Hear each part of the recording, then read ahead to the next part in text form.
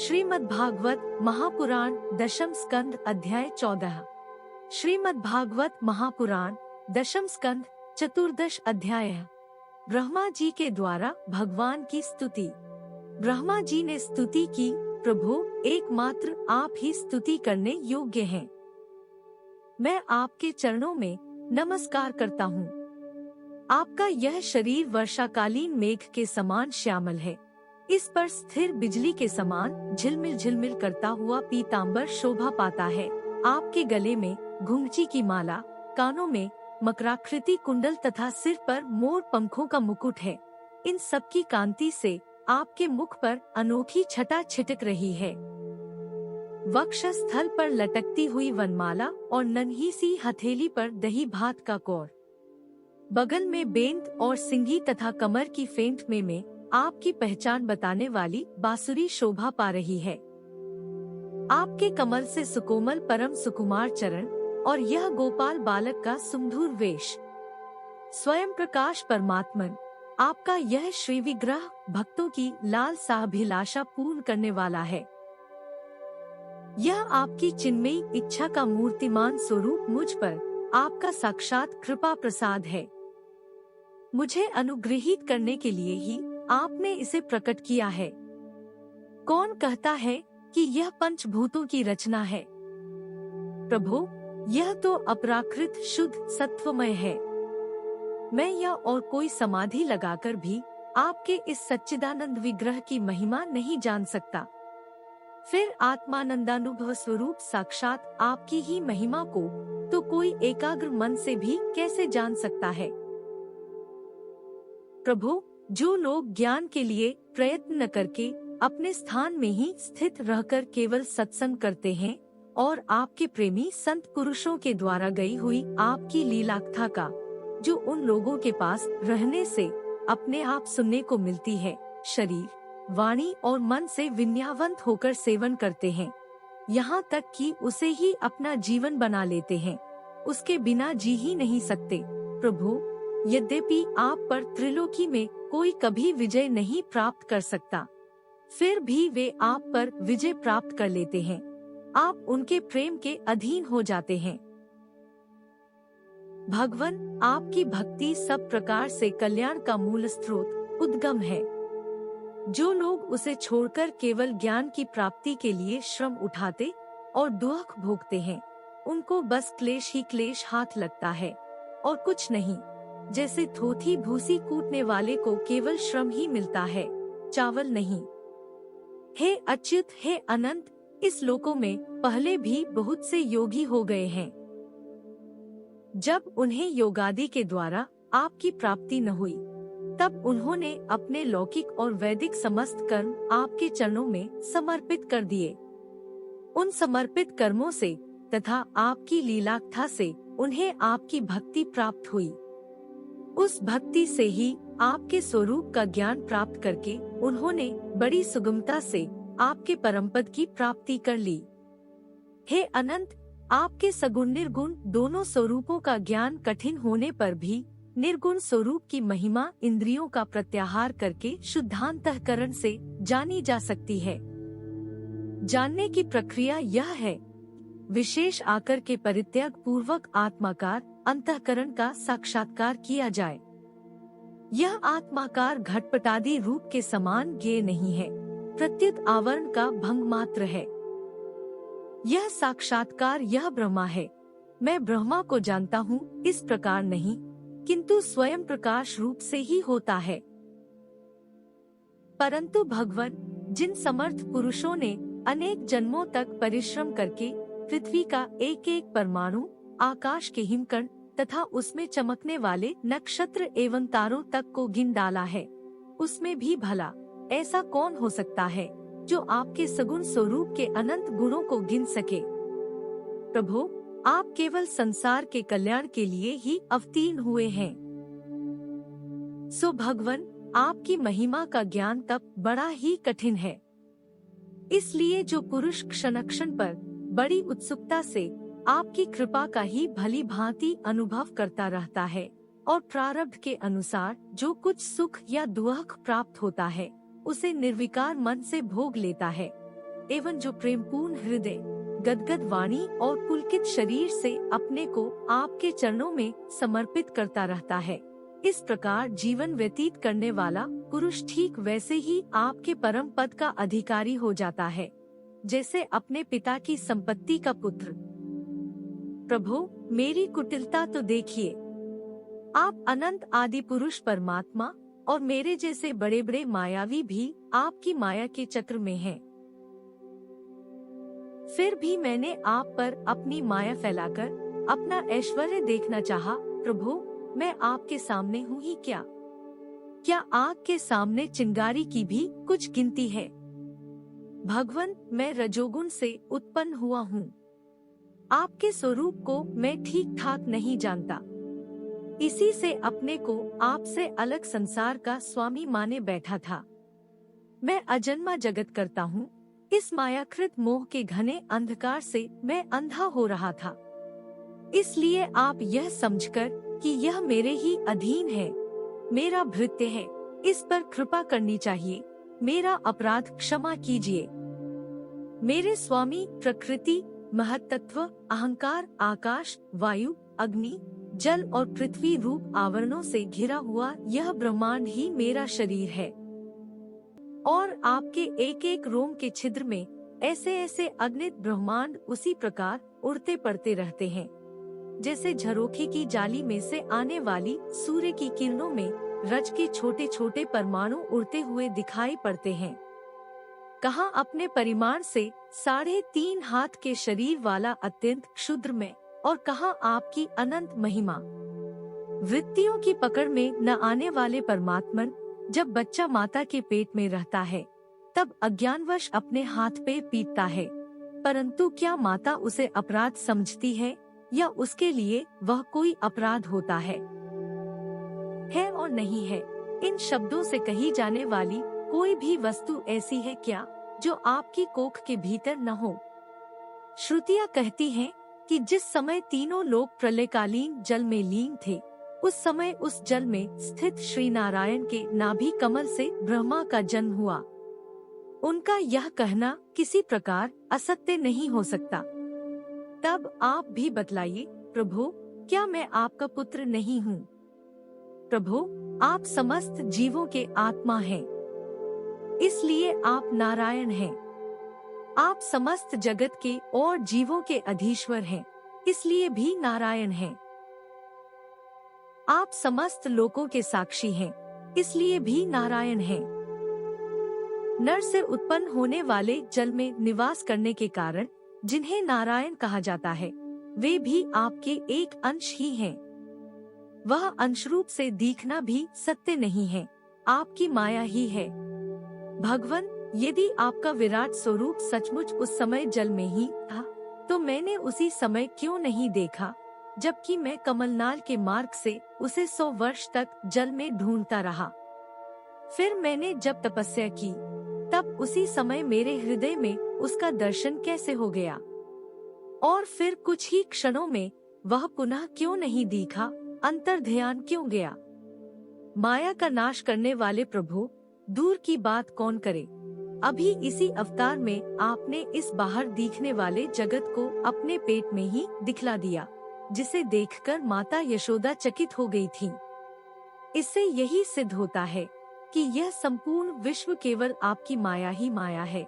जब आपके सहित यह संपूर्ण विश्व जैसा बाहर दिखता है, वैसा ही आपके उदर में भी दिखा, तब क्या यह सब आपकी माया के बिना ही आप में प्रतीत हुआ? अवश्य ही आपकी लीला है। उस दिन की बात जाने दीजिए, आज की ही लीजिए। क्या आज आपने मेरे सामने अपने अतिरिक्त संपूर्ण विश्व को अपनी माया का खेल नहीं दिखलाया है? पहले आप अकेले थे, फिर संपूर्ण ग्वाल बाल, बछड़े और छड़ी छीके भी आप ही हो गए। उसके बाद मैंने देखा कि आपके वे सब रूप चतुर्भुज हैं और मेरे सहित सबके सब तत्व उनकी सेवा कर रहे हैं। आपने अलग अलग उतने ही ब्रह्मांडों का रूप भी धारण कर लिया था, परंतु अब आप केवल अपरिमित अद्वितीय ब्रह्म रूप से ही शेष रह गए हैं। जो लोग अज्ञानवश आपके स्वरूप को नहीं जानते, उन्हीं को आप प्रकृति में स्थित जीव के रूप से प्रतीत होते हैं और उन पर अपनी माया का पर्दा डालकर सृष्टि के समय मेरे ब्रह्मा रूप से, पालन के समय अपने विष्णु रूप से और संहार के समय रुद्र के रूप में प्रतीत होते हैं। प्रभु, आप सारे जगत के स्वामी और विधाता हैं। अजन्मा होने पर भी आप देवता, ऋषि, मनुष्य, पशु पक्षी और जलचर आदि योनियों में अवतार ग्रहण करते हैं, इसलिए कि इन रूपों के द्वारा दुष्ट पुरुषों का घमंड तोड़ दें और सत्पुरुषों पर अनुग्रह करें। भगवान, आप अनंत परमात्मा और योगेश्वर हैं।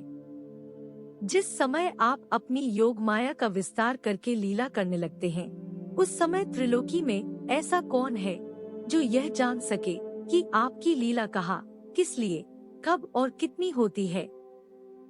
इसलिए यह संपूर्ण जगत स्वप्न के समान असत्य, अज्ञान रूप और दुख पर दुख देने वाला है। आप परमानंद, परम ज्ञान स्वरूप एवं अनंत हैं। यह माया से उत्पन्न एवं विलीन होने पर भी आप में आपकी सत्ता से सत्य के समान प्रतीत होता है।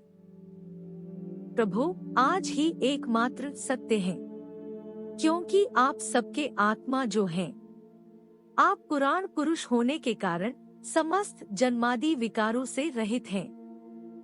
आप स्वयं प्रकाश है, इसलिए देश, काल और वस्तु जो पर प्रकाश है, किसी प्रकार आपको सीमित नहीं कर सकते। आप उनके भी आदि प्रकाशक हैं। आप अविनाशी होने के कारण नित्य हैं। आपका आनंद अखंडित है। आप में न तो किसी प्रकार का मल है और न अभाव। आप पूर्ण एक हैं। समस्त उपाधियों से मुक्त होने के कारण आप अमृत स्वरूप हैं। आपका यह ऐसा स्वरूप समस्त जीवों का ही अपना स्वरूप है। जो गुरु रूप सूर्य से तत्वज्ञान रूप दिव्य दृष्टि प्राप्त करके उससे आपको अपने स्वरूप के रूप में साक्षात्कार कर लेते हैं, वे इस झूठे संसार सागर को मानो पार कर जाते हैं। जो पुरुष परमात्मा को आत्मा के रूप में नहीं जानते, उन्हें उस अज्ञान के कारण ही इस नाम रूपात्मक निखिल प्रपंच की उत्पत्ति का भ्रम हो जाता है। किंतु ज्ञान होते ही इसका आत्यंतिक प्रलय हो जाता है। जैसे रस्सी के भ्रम के कारण ही सांप की प्रतीति होती है और भ्रम के निवृत्त होते ही उसकी निवृत्ति हो जाती है। संसार संबंधी बंधन और उससे मोक्ष, ये दोनों ही नाम अज्ञान से कल्पित हैं। वास्तव में ये अज्ञान के ही दो नाम हैं। ये सत्य और ज्ञान स्वरूप परमात्मा से भिन्न अस्तित्व नहीं रखते। जैसे सूर्य में दिन और रात का भेद नहीं है, वैसे ही विचार करने पर अखंड चित स्वरूप केवल शुद्ध आत्म तत्व में न बंधन है और न तो मोक्ष। भगवान, कितने आश्चर्य की बात है कि आप हैं अपने आत्मा, पर लोग आपको पराया मानते हैं और शरीर आदि है पराये, किंतु उनको आत्मा मान बैठते हैं और इसके बाद आपको कहीं अलग ढूंढने लगते हैं। भला अज्ञानी जीवों का यह कितना बड़ा अज्ञान है। हे अनंत, आप तो सबके अंतःकरण में ही विराजमान हैं। इसलिए संत लोग आपके अतिरिक्त जो कुछ प्रतीत हो रहा है, उसका परित्याग करते हुए अपने भीतर ही आपको ढूंढते हैं। क्योंकि यद्यपि रस्सी में सांप नहीं है, फिर भी उस प्रतीयमान सांप को मिथ्या निश्चय किए बिना भला कोई सत्पुरुष सच्ची रस्सी को कैसे जान सकता है। अपने भक्तजनों के हृदय में स्वयं स्फुरित होने वाले भगवान, आपके ज्ञान का स्वरूप और महिमा ऐसी ही है, उससे अज्ञान कल्पित जगत का नाश हो जाता है। फिर भी जो पुरुष आपके युगल चरण कमलों का तनिक सा भी कृपा प्रसाद प्राप्त कर लेता है, उससे अनुग्रहित हो जाता है, वही आपकी सच्चिदानंदमय महिमा का तत्व जान सकता है। दूसरा कोई भी ज्ञान वैराग्यादि साधन रूप अपने प्रयत्न से बहुत काल तक कितना भी अनुसंधान करता रहे, वह आपकी महिमा का यथार्थ ज्ञान नहीं प्राप्त कर सकता। इसलिए भगवान, मुझे इस जन्म में, दूसरे जन्म में अथवा किसी पशु पक्षी आदि के जन्म में भी ऐसा सौभाग्य प्राप्त हो कि मैं आपके दासों में से कोई एक दास हो जाऊं और फिर आपके चरणकमलों की सेवा करूं।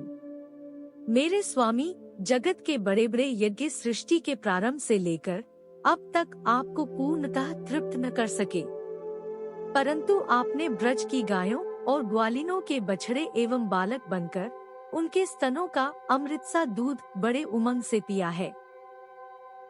वास्तव में उन्हीं का जीवन सफल है, वे ही अत्यंत धन्य हैं।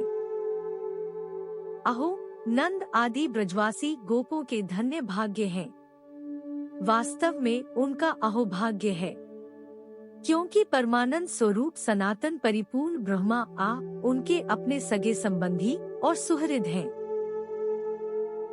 हे अच्युत, इन ब्रजवासियों के सौभाग्य की महिमा तो अलग रही। मन आदि 11 इंद्रियों के अधिष्ठात्री देवताओं के रूप में रहने वाले महादेव आदि हम लोग बड़े ही भाग्यवान हैं,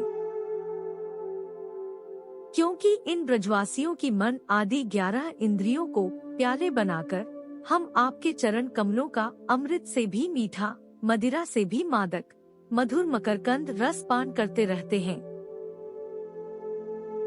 जब उसका एक एक इंद्रिय से पान करके हम धन्य धन्य हो रहे हैं, तब समस्त इंद्रियों से उसका सेवन करने वाले ब्रजवासियों की तो बात ही क्या है।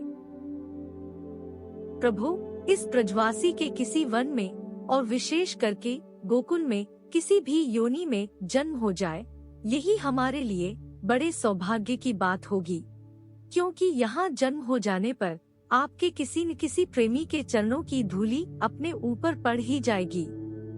प्रभु, आपके प्रेमी ब्रजवासियों का संपूर्ण जीवन आपका ही जीवन है। आप ही उनके जीवन के एकमात्र सर्वस्व हैं। किसी वन में और विशेष करके गोकुल में किसी भी योनि में जन्म हो जाए, यही हमारे लिए बड़े सौभाग्य की बात होगी, क्योंकि यहाँ जन्म हो जाने पर आपके किसी न किसी प्रेमी के चरणों की धूली अपने ऊपर पड़ ही जाएगी। प्रभु, आपके प्रेमी ब्रजवासियों का संपूर्ण जीवन आपका ही जीवन है। आप ही उनके जीवन के एकमात्र सर्वस्व हैं। इसलिए उनके चरणों की धूली मिलना आपके ही चरणों की धूली मिलना है, और आपके चरणों की धूली को तो श्रुतियाँ भी अनादि काल से अब तक ढूंढ ही रही हैं। देवताओं के भी आराध्य देव प्रभु, इन ब्रजवासियों को इनकी सेवा के बदले में आप क्या फल देंगे? संपूर्ण फलों के फलस्वरूप आपसे बढ़कर और कोई फल तो है ही नहीं, यह सोचकर मेरा चित्त मोहित हो रहा है। आप उन्हें अपना स्वरूप भी देकर उऋण नहीं सकते, क्योंकि आपके स्वरूप को तो उस पूतना ने भी अपने संबंधियों अघासुर, बकासुर आदि के साथ प्राप्त कर लिया, जिसका केवल वेश ही साध्वी स्त्री का था, पर जो हृदय से महान क्रूर थी। फिर जिन्होंने अपने घर, धन, स्वजन, प्रिय, शरीर, पुत्र, प्राण और मन सब कुछ आपके ही चरणों में समर्पित कर दिया है, जिनका सब कुछ आपके ही लिए है, उन ब्रजवासियों को भी वही फल देकर आप कैसे उऋण हो सकते हैं? सच्चिदानंद स्वरूप श्याम सुंदर कभी तक रागद्वेष आदि चोरों के समान सर्वस्व अपहरण करते रहते हैं, तभी तक घर और उसके संबंधी कैद की तरह संबंध के बंधनों में बांध रखते हैं, और तभी तक मोह पैर की बेड़ियों की तरह जकड़े रखता है, जब तक जीव आपका नहीं हो जाता। प्रभु, आप विश्व के बखेड़े से सर्वथा रहित हैं, फिर भी अपने शरणागत भक्तजनों को अनंत आनंद वितरण करने के लिए पृथ्वी में अवतार लेकर विश्व के समान ही लीला विलास का विस्तार करते हैं। मेरे स्वामी, बहुत कहने की आवश्यकता नहीं। जो लोग आपकी महिमा जानते हैं, वे जानते रहें। मेरे मन, वाणी और शरीर तो आपकी महिमा जानने में सर्वथा असमर्थ हैं। सच्चिदानंद स्वरूप श्री कृष्ण आप सबके साक्षी हैं, इसलिए आप सब कुछ जानते हैं। आप समस्त जगत के स्वामी हैं। यह संपूर्ण प्रपंच आप में ही स्थित है। आपसे मैं और क्या कहूँ। अब आप मुझे स्वीकार कीजिए, मुझे अपने लोक में जाने की आज्ञा दीजिए। सबके मन प्राण को अपनी रूप माधुरी से आकर्षित करवाले श्याम सुंदर, आप यदुवंश रूपी कमल को विकसित करने वाले सूर्य हैं। प्रभु, पृथ्वी, देवता, ब्राह्मण और पशुरूप समुद्र की अभिवृद्धि करने वाले चंद्रमा भी आप ही हैं। आप पाखंडियों के धर्म रूप रात्रि का घोर अंधकार नष्ट करने के लिए सूर्य और चंद्रमा दोनों के ही समान हैं। पृथ्वी पर रहने वाले राक्षसों के नष्ट करने वाले आप चंद्रमा, सूर्य आदि समस्त देवताओं के भी परम पूजनीय हैं। भगवान, मैं अपने जीवन भर महाकल्प पर्यंत आपको नमस्कार ही करता रहूं। श्री शुकदेव जी कहते हैं, परीक्षित, संसार के रचिता ब्रह्मा जी ने इस प्रकार भगवान श्री कृष्ण की स्तुति की। इसके बाद उन्होंने 3 बार परिक्रमा करके उनके चरणों में प्रणाम किया और फिर अपने गंतव्य स्थान सत्यलोक में चले गए। ब्रह्मा जी ने बछड़ों और ग्वाल बालों को पहले ही यथास्थान पहुंचा दिया था। भगवान श्री कृष्ण ने ब्रह्मा जी को विदा कर दिया और बछड़ों को लेकर यमुना जी के पुलिन पर आए, जहां वे अपने सखा ग्वाल बालों को पहले छोड़ गए थे। परीक्षित, अपने जीवन सर्वस्व प्राणवल्लभ श्री कृष्ण के वियोग में यद्यपि 1 वर्ष बीत गया था, तथापि उन ग्वाल बालों को वह समय आधे क्षण के समान जान पड़ा। क्यों न हो, वे भगवान की विश्व विमोहिनी योग माया से मोहित जो हो गए थे। जगत के सभी जीव उसी माया से मोहित होकर शास्त्र और आचार्यों के बार बार समझाने पर भी अपने आत्मा को निरंतर भूले गए हैं। वास्तव में उस माया की ऐसी ही शक्ति है। भला उससे मोहित होकर जीव यहाँ क्या क्या नहीं भूल जाते हैं। परीक्षित, भगवान श्री कृष्ण को देखते ही ग्वाल बालों ने बड़ी उतावली से कहा, भाई तुम भले आए। स्वागत है, स्वागत। अभी तो हमने तुम्हारे बिना एक कौर भी नहीं खाया है। आओ, इधर आओ, आनंद से भोजन करो। तब हंसते हुए भगवान ने ग्वाल बालों के साथ भोजन किया और उन्हें अघासुर के शरीर का ढांचा दिखाते हुए वन से ब्रज में लौट आए।